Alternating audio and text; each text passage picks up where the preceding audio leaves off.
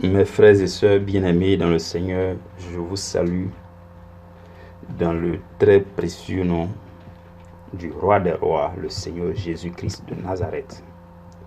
Je vous dis merci et bienvenue à cette émission. Donc, pain de la première heure, nous entamons une nouvelle semaine avec le Seigneur. Je rends grâce à Dieu, je le bénis. Je bénis son nom dans ta vie, je bénis son nom dans ma vie, je bénis son nom dans notre vie. Je bénis son nom qui règne et qui prend soin de son corps. Je lui rends grâce de ce que nous sommes en pleine forme, de ce qu'il est avec nous. Il se tient avec nous, il est toujours de notre côté. Il ne nous a jamais abandonnés. Non, Dieu ne peut jamais nous abandonner. Le Seigneur Jésus a dit avant de monter au ciel, il a dit, je suis avec vous tous les jours, jusqu'à la fin du monde. Tous les jours, chaque instant, Jésus se tient à notre côté. Et ceux qui en bénéficient, c'est ceux-là qui en ont la conscience. Ceux qui savent que Jésus est là, bénéficient pleinement de sa présence. Ceux qui sont conscients que peu importe la situation, Jésus est là, ceux-là bénéficient des bienfaits de la présence de Jésus. Je lui rends grâce parce que toi, tu sais qu'il est présent dans ta vie. Tu sais que sa présence te fait du bien et que tu en as besoin. Tu as besoin de sa présence. Et tu te connectes à sa parole par la méditation de ta Bible, par la prière, par la méditation, par l'écoute des prédications. Je rends grâce à notre Dieu. Je lui dis merci pour ce jour nouveau du lundi 25 novembre qu'il nous permet de voir. C'est une grâce immense que Dieu nous fait d'entrer dans ce nouveau jour, dans cette nouvelle semaine. Seigneur, je te dis merci pour ta présence. Je te prie de prendre le contrôle de toutes choses maintenant par ton Saint-Esprit. Amen.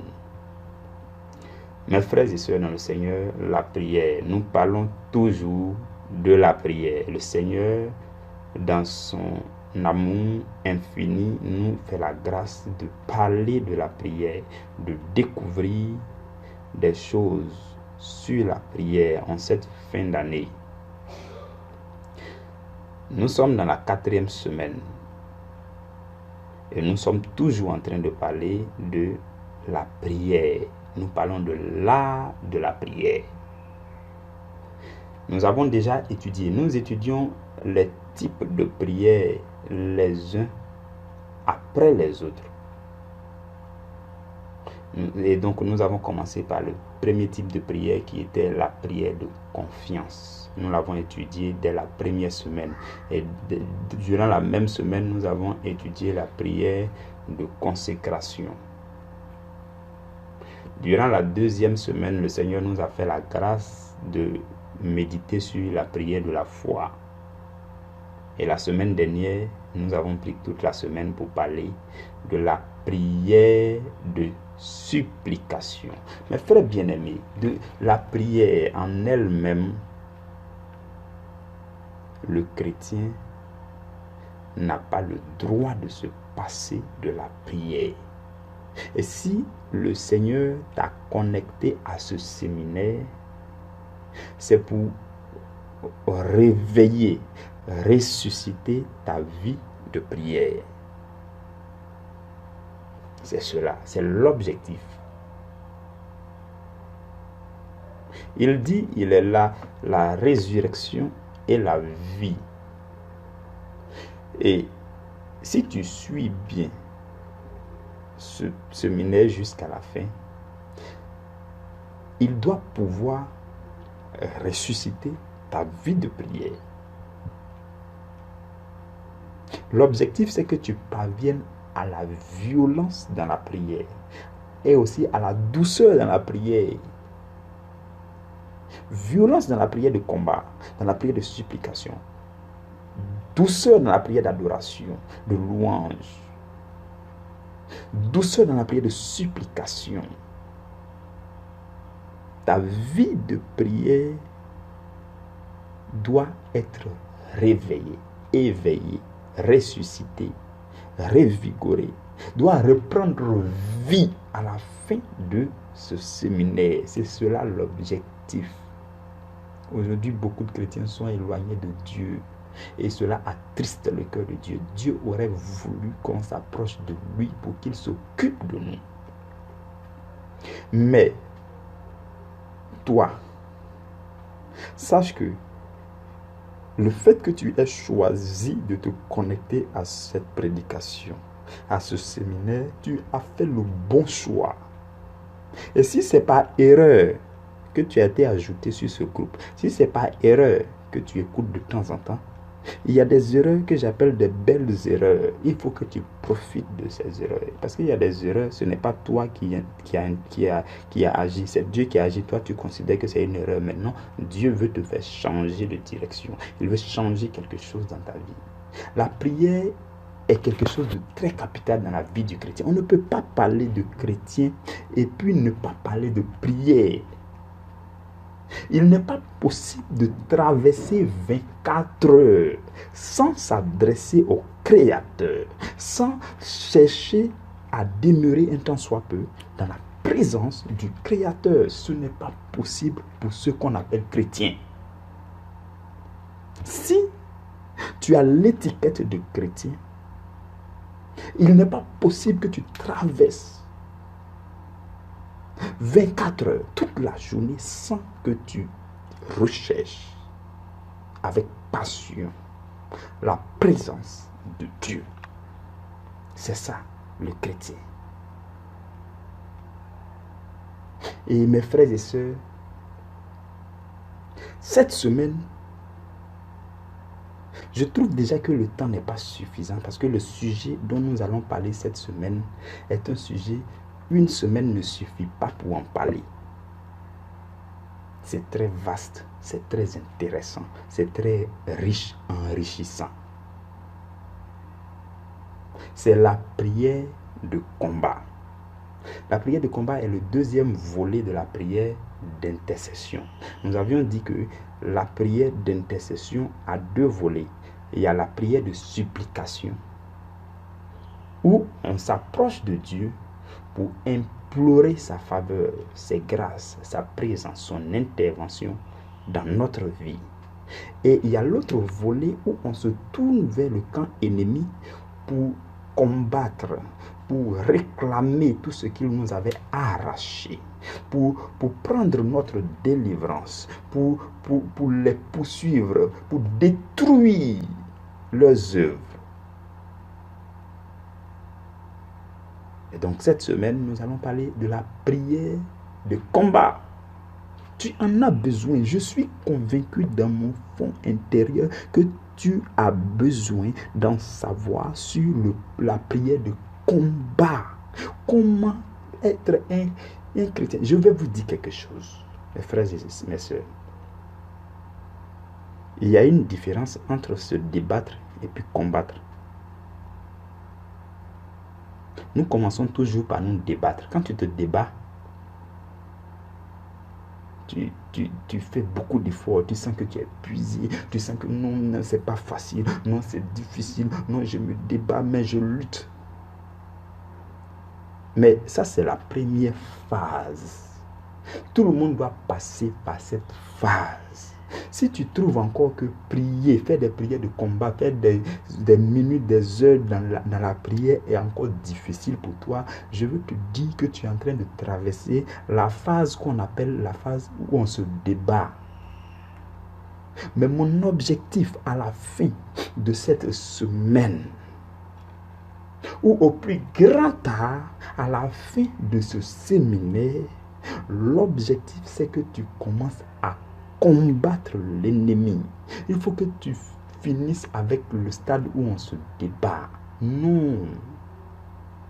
Quand on se débat, ça veut dire que tu attends que l'ennemi t'assiège avant que tu te débattes. Tu attends d'être attaqué avant que tu luttes. Mais cette phase-là, on doit passer cette phase et arriver à un niveau où on combat. Ça veut dire que l'ennemi ne s'attend pas à toi, tu te lèves, tu t'en vas détruire dans son camp. Ce n'est plus l'ennemi qui t'attaque avant que tu te débattes, mais c'est toi-même qui te lèves parce que tu es devenu mature dans la prière. Tu te lèves et tu t'en vas combattre le camp ennemi.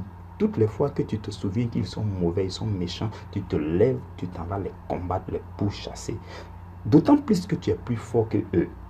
Et qu'à n'importe quel moment, tu peux les attaquer. Et que tu es devenu une terreur. Je vous le dis. Quand vous allez parvenir à la fin de ce séminaire, Satan aura peur de vous. Je parle à quelqu'un. Je parle à quelqu'un qui a encore dans son cœur la crainte, la peur. Est-ce que je vais y arriver? Est-ce que moi-même là j'ai une autorité d'enfant de Dieu? Non, c'est à toi que je parle. Je te dis, au bout de ce séminaire, non, au bout même de cette semaine, Satan va commencer à avoir peur de tes déclarations. Quand tu vas te mettre dans la prière, Satan va commencer à trembler. Les démons vont commencer à trembler. Je te dis. En fait, il ne faut pas regarder à toi. Je sais que quand tu vas te mettre dans la prière, tu vas prononcer quelque part le nom de Jésus. Et c'est ce nom de Jésus-là qui va faire trembler Satan. Je te le dis. C'est ça qui va te rendre dangereux, dangereuse. Donc mes frères et mes soeurs, cette semaine, nous allons parler de la prière de combat. Nous allons prendre toute la semaine pour parler de la prière de combat. La semaine dernière, nous avons parlé de la prière de supplication. Nous avons dit que dans nos moments de détresse, lorsque nous souffrons, lorsque nous sommes dans les difficultés, les situations complexes, compliquées, les équations difficiles à résoudre, nous nous tournons d'abord vers Dieu le Créateur pour lui dire, voici ce que je vis. Je ne m'attendais pas à vivre cette situation, mais je suis dans la situation. Quand je rentrais dans la situation, tu n'avais pas été là. Mais maintenant même, je sais que tu peux faire quelque chose. Et donc, on supplie Dieu, et on l'invoque, on l'appelle au secours pour lui dire, viens Seigneur, comme le roi David. Tout au long des psaumes du roi David, il n'a fait que supplier Dieu. Ensuite, il adore Dieu. Ensuite, il chante Dieu. Il loue Dieu. Il célèbre Dieu. Ensuite, il le supplie encore. Il le loue. Il le célèbre. Il l'adore. C'est tout ce que le roi David a pu faire. Et la Bible a qualifié le roi David comme l'homme selon le cœur de Dieu. Il était très agréable à Dieu. Donc, mes frères et mes sœurs, après qu'on se soit tourné vers Dieu pour le supplier, pour lui dire, Seigneur, je suis là. Oh Seigneur, je suis là. Tu vois que je traîne par terre. Je suis ballotté. Je souffre. Je suis oppressé, compressé, déprimé. Oh roi de gloire, viens à mon secours. Quand tu finis de lui dire ça, il va te dire, mon fils, ma fille, sois consolé. Je suis là. Je suis là, sois consolé. Essuie tes larmes et lève-toi. Tiens-toi debout. Je ne sais pas si quelqu'un me suit. Je suis en train de te parler en même temps. Tu as fini de supplier Dieu. L'étape suivante, Dieu te dit, tiens-toi debout. Lève-toi. Il dit, arrête de pleurer, essuie tes larmes et lève-toi. Lève-toi, voici celui qui a fait ça. Il s'appelle Satan. Voici ceux-là qui t'ont fait souffrir. Lève-toi et tu as toute l'armure nécessaire, la capacité spirituelle, la force nécessaire. L'ensemble des armes de Dieu sont totalement, entièrement, gratuitement à ta disposition. Utilise-les. Écrase l'ennemi. Écrase l'ennemi. Dieu te dit, écrase l'ennemi. Tu en as le pouvoir. Écrase l'ennemi. Lève-toi. Écrase l'ennemi. L'ennemi t'avait toujours ballotté, t'avait toujours malmené. C'est à ton tour. Mes frères et mes soeurs chrétiens, je vous dis, jusqu'à quand vous allez continuer à souffrir sous le poids de l'ennemi? Jusqu'à quand vous allez vous rendre compte que vous avez en vous une puissance infinie, qui est infiniment au-dessus de toute principauté, de toute domination et de tout nom qui se peut nommer sur la terre. Jusqu'à quand vous allez comprendre que vous pouvez vous lever pour manifester votre autorité d'enfant de Dieu. Je veux savoir jusqu'à quand vous voulez continuer à crouler sous le poids des œuvres de la chair, des œuvres de Satan, des œuvres des démons. Jusqu'à quand? Jusqu'à quand vous allez continuer? Bon, donc quand est-ce que vous allez vous lever? Quand est-ce que vous allez savoir que vous avez l'autorité de Jésus-Christ en vous et que vous pouvez faire agir ça sur l'ennemi? Jusqu'à quand? Si tu ne sais pas jusqu'à quand, moi je te réponds, c'est maintenant. Ça commence ce lundi et jusqu'au vendredi, tu es achevé, accompli, aguerri, fortifié pour écraser Satan. Pour l'écraser. Et je veux que tu suives. Nous allons parler de plusieurs sujets. Il y a beaucoup de choses à dire. Moi-même, je me sens déjà fortifié, joyeux, tout ça, voilà, motivé, voilà, pour parler de ce sujet. Le sujet m'intéresse. Je suis vraiment excité comme ça. Le sujet m'intéresse. Il y a beaucoup de choses à dire et je veux pouvoir m'abandonner entièrement au Saint-Esprit pour que le Saint-Esprit nous parle. Il y a beaucoup de choses que tu dois savoir. Ce que tu dois savoir cette semaine à travers ce séminaire est plus que toute autre chose. Jésus dit, il y a ici plus que Salomon, il y a ici plus que Jonas. Jésus disait aux pharisiens, il dit, la ville de Ninive a entendu la prédication de Jonas et ils se sont repentis.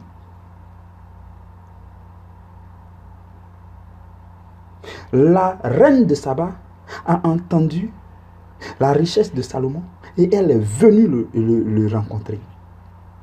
Et il dit, mais il y a ici plus que Jonas et il y a ici plus que Salomon. Celui qui est prêt à se communiquer à toi cette semaine s'appelle Jésus de Nazareth. Il est plus que tout. Et la Bible dit qu'il a payé le prix pour être plus que tout. Quand il était sur la terre, il ne s'est pas regardé comme Dieu. Il n'a pas lutté le titre de Dieu avec Dieu le Père, non. Mais il a pris la condition de serviteur. Il s'est abaissé, il s'est humilié, il a payé le prix jusqu'à la mort. Et jusqu'à la mort de la croix. Et la Bible dit que c'est la raison pour laquelle Dieu l'a aussi souverainement élevé et lui a donné le nom qui est au-dessus de tout nom. Au-dessus de tout nom. Regardez, je vais vous dire quelque chose. Un moment dans mes méditations, le Seigneur me dit, si tu as pu trouver un nom à quelque chose, sache que tu peux vaincre cette chose par le Seigneur Jésus. En fait, tout ce que vous n'avez pas encore pu vaincre, c'est que vous n'avez pas encore pu donner un nom à cette chose. Tout ce qui porte un nom, Jésus est au-dessus. Si vous souffrez d'un mal quelconque, que si vous n'avez pas encore déterminé de quoi il s'agit, peut-être que vous n'allez pas pouvoir maîtriser ou bien vous ne serez pas encore guéri. Mais dès que vous détectez son identité, que vous pouvez lui l'appeler par son nom, dès que vous lui donnez un nom, vous positionnez le nom de Jésus au-dessus. Et c'est fini, il est écrasé. Tout ce à quoi on peut donner un nom, cette chose peut être écrasée par le nom de Jésus. Et c'est ce Jésus qui veut se communiquer à toi cette semaine. Je ne sais pas ce que toi tu vis là, on appelle ça comment. Il faut trouver un nom à ce que tu vis là. Mais quand tu as fini de lui trouver un nom, tu dis, bon, la Bible dit que Jésus a reçu le nom qui est au-dessus de tout nom. Afin qu'au nom de Jésus, tout genou fléchisse. Et tu vas lui dire, fléchis genou au nom de Jésus. Disparaît au nom de Jésus. Vous voyez mes frères et mes sœurs. Cette semaine est une semaine de guerre, de combat, de victoire. Je suis tout joyeux comme ça de vivre cette semaine et de constater la manifestation de la puissance de Dieu dans la vie de chacun de vous. Et ce que je vous dis ici dans le secret là, ce qui me rassure, c'est que Dieu prévoit dire ça à une multitude. Dieu prévoit dire à quelqu'un, à travers votre vie, à travers encore moi, à travers vous, à travers d'autres frères, Dieu prévoit, Dieu va répandre cette lumière. Je suis convaincu parce que c'est des choses condensées. C'est lourd, c'est puissant, c'est profond, c'est excellent, c'est succulent. C'est ce genre de choses que quand Paul l'a découvert, il dit, mais à cause de l'excellence de la connaissance de Christ, j'ai abandonné tout et je les regarde comme de la boue. Et puis il dit, je me lance vers l'avant, je cours de droit vers le but afin de saisir le prix de la vocation céleste en Jésus-Christ. C'est ça. Mes frères et mes sœurs, cette semaine est une semaine de combat. La prière de combat, d'où vient-il? Bon, le sous-thème même que nous devons développer normalement, que je vais prendre maintenant les quelques minutes qui restent pour nous faire, après cette introduction que je viens de faire. Normalement, le sous-thème d'aujourd'hui, c'est un sous-thème introductif. Comme d'habitude, lundi, on fait l'introduction, on plante le décor et on parle brièvement d'un petit sous-thème et on attend mardi pour entrer dans le vif du sujet. Donc, nous allons rapidement parler de la nécessité du combat. La question c'est, pourquoi est-ce que je suis obligé de combattre? Il y a beaucoup. Moi, j'aime toucher les sujets sensibles, les sujets voilà, que les gens aiment voiler ou bien les gens trouvent que c'est un sujet tabou. Il ne faut pas parler de ça parce qu'il n'y a pas de réponse. Tout ça. Moi, j'aime toucher quand même s'il n'y a pas de réponse totalement. Il y a beaucoup qui disent, bon, quand ils n'étaient pas encore convertis, ils étaient tranquilles. Vous voyez, ils n'étaient pas attaqués par Satan. Et enfin, ils ne se sentaient pas attaqués par Satan. Ils étaient tranquilles, ils partaient dans leur bar, leur boîte de nuit. Ils se masturbaient quand ils voulaient. Ils commettaient l'adultère quand ils voulaient. Ils étaient impudiques à outrance. Ils commettaient leur péché. Ils étaient libres dedans, quoi. Ils baignaient dedans, ils nageaient dedans. Bon, il y en a aussi qui se noyaient dedans. Donc, ils se disent, ceux qui n'ont pas encore pu se noyer, ils disent, bon, donc quand ils sont devenus chrétiens, après on leur parle, il faut combattre, il faut lutter, c'est trop dur. Bon, non, si je dois devenir chrétien pour pouvoir lutter comme ça, là, j'aurais pu rester dans mon coin là-bas, parce que là-bas, il n'y a pas de lutte. Parce que dès que vous devenez chrétien, vous devenez soldat. Ça aussi, tout le monde doit le savoir. Dès que vous devenez chrétien, vous êtes systématiquement soldat. Automatiquement dans le spirituel, vous êtes à la tête d'une armée invisible. Les anges sont à votre disposition et vous devez donner des ordres. Vous devez donner des ordres à des anges pour aller combattre. Vous devez vous mettre en position de combat. Les âmes sont entièrement à votre disposition. Dès que vous acceptez Jésus, vous devenez soldat. Ça, je veux que tout le monde le sache avant qu'on rentre dans cette semaine d'enseignement. Tout le monde, nous sommes tous combats. Dès que tu as le nom de Jésus dans ta bouche, tu es un soldat parce que c'est une âme puissante, le nom de Jésus. Donc, dès que tu deviens chrétien, tu es un soldat. Et quand tu deviens soldat, ça veut dire qu'il y a un camp adverse. Donc, on ne peut pas parler de combat s'il n'y a pas d'ennemi. On ne peut pas parler de combat s'il n'y a pas d'ennemi. Et dans la vie que nous menons, chaque jour, la remarque c'est que nous nous sentons attaqués. Nous tombons malades. Nous nous sentons oppressés. Nous nous sentons attachés, liés. On se débat, on se démède. On s'attend au succès et on voit l'échec. On est malmené. On souffre. On pleure. On pleurniche.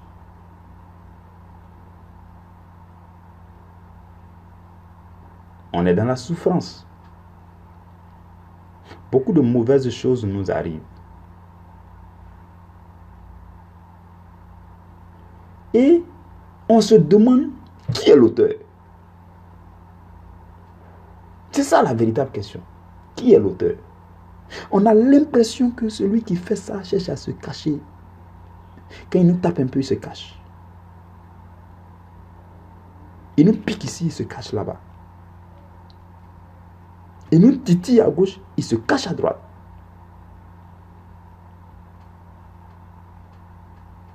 Et on se rend compte qu'on souffre. L'oppression vient de partout. On est pressé de toutes parts pour parler comme Paul. Et on se rend compte que il faut lutter. Parce que quand il y a une force qui vous presse, la réaction normale, c'est de résister à cette force. C'est de se dégager. C'est de repousser cette force. Et c'est ce que nous faisons. Mais beaucoup le font avec leur propre force. Ils luttent dans la vie. Ils luttent, ils se débattent, ils se démêlent. On ne s'est pas encore assis pour réfléchir calmement sur la meilleure façon de lutter. La meilleure façon de nous dégager de ces oppressions. La meilleure façon de lutter. Quelle est la façon la plus efficace de lutter dans sa vie? Ça, frères et sœurs, chacun devait, avec un peu de curiosité, on devait se poser cette question. Quelle est la meilleure façon? C'est-à-dire que vous posez la question là calmement, vous seul, dans votre chambre, vous vous posez la question. Mais Seigneur, vous dites, quelle est la meilleure façon de réussir la lutte dans cette vie? Parce que vous remarquez, vous n'avez pas remarqué que vous luttez. Vous êtes emmerdé. Et vous luttez. Vous tâtonnez. Mais l'attitude la plus sage, c'est de se calmer et de se poser la question, quelle est la meilleure façon de procéder? Quelle est la meilleure façon de procéder? Quelle est la meilleure façon de se débattre? Et quelle est la meilleure façon de combattre? C'est ce que nous allons voir cette semaine. Si tu as été proie de l'ennemi, si tu as souffert d'une façon quelconque sous le poids de l'ennemi, je veux que tu commences à te réjouir. Parce que cette semaine, tu vas recevoir tous les ingrédients possibles. Tout ce qu'il te faut. Tout ce dont tu as besoin dans ta vie, là, tout ce dont tu as besoin pour que tu sois libre, pour que tu manifestes l'autorité spirituelle. Il y a beaucoup qui ont une autorité naturelle, humaine. Mais je ne vous parle pas de ça. Si tu travailles, tu as un gros salaire, tu as un véhicule, tu as ta femme, tu as tes enfants, tu peux avoir une autorité humaine. Je ne parle pas de ça. Je ne vous parle pas de ça. Mais cette autorité humaine-là ne t'empêche pas de pécher, ne t'empêche pas d'offenser Dieu, ne t'empêche pas d'être alcoolique.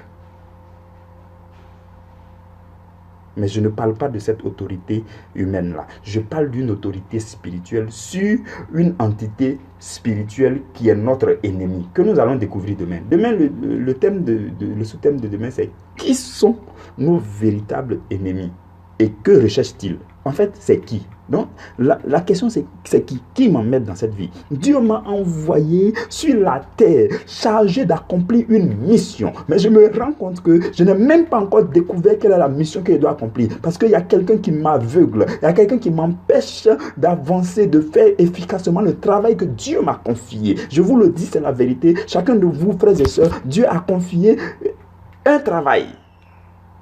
Dieu nous a confié une mission. Je nous ai déjà dit, si les hommes, quand ils fabriquent un objet, un produit, ils attachent à ce produit une mission, un rôle bien précis à jouer. À combien plus Dieu le Créateur n'a pas rattaché à chacune de nos vies une mission à accomplir sur la terre? Beaucoup d'entre nous n'ont pas encore découvert quelle est la mission qui leur a été assignée. Juste parce qu'il y a quelqu'un qui les aveugle, il y a quelqu'un qui les voile. Et même ceux qui ont découvert quelle est leur mission, ce quelqu'un-là vient encore les combattre, vient encore les distraire, les emmerder, les embêter pour les faire fausse route. C'est ce quelqu'un-là que nous allons découvrir demain. Nous allons parler de lui demain. Qui est notre véritable ennemi? Et quand il le fait, il nous fait croire que c'est entre nous les hommes, là, nous sommes les ennemis entre nous. Et puis on lutte, on se combat, on se piétine, on se chamaille entre nous. Et puis lui, encore, il rigole. Il est méchant. Je ne sais pas. Il faut que Dieu me donne l'occasion pour qu'on parle des ruses de Satan. Il faut qu'on parle de Satan. Quand vous allez découvrir le vrai visage de Satan, vous allez en avoir la rage au point où vous allez devenir combattant spirituel toute votre vie. Parce qu'il est méchant.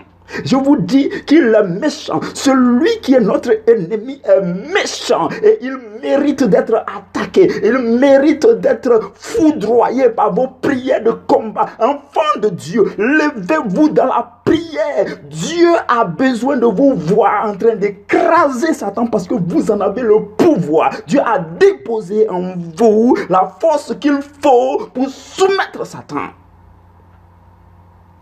C'est notre tour de nous lever.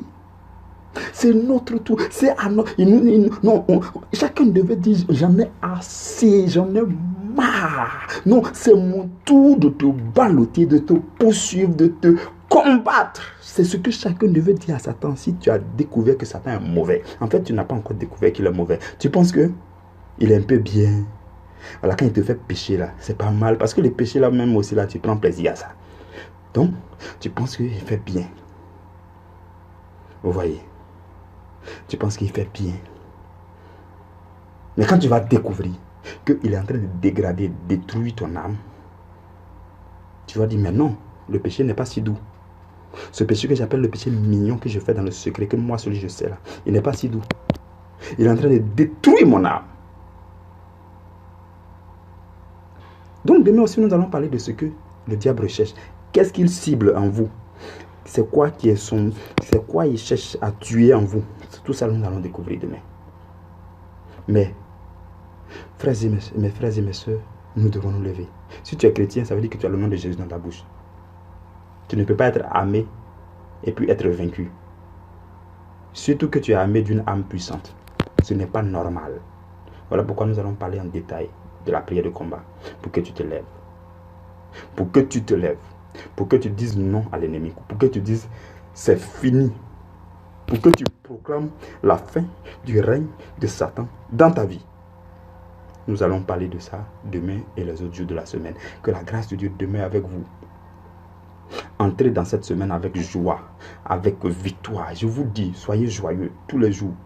Soyez joyeux parce que vous avez la victoire par le nom de Jésus. Que la grâce de Dieu repose sur vous, sur votre famille, sur tous ceux qui vous sont chers, vos proches. Vivez dans la joie, dans la bonne humeur chaque jour. Vous ne devez donner aucune raison à quelque chose d'autre de vous mettre dans la colère. Non.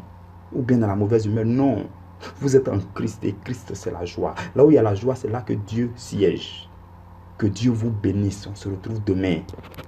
Que la gloire de Dieu, la paix de Dieu, la vie de Dieu, la main de Dieu se repose sur votre vie au nom de Jésus. Amen.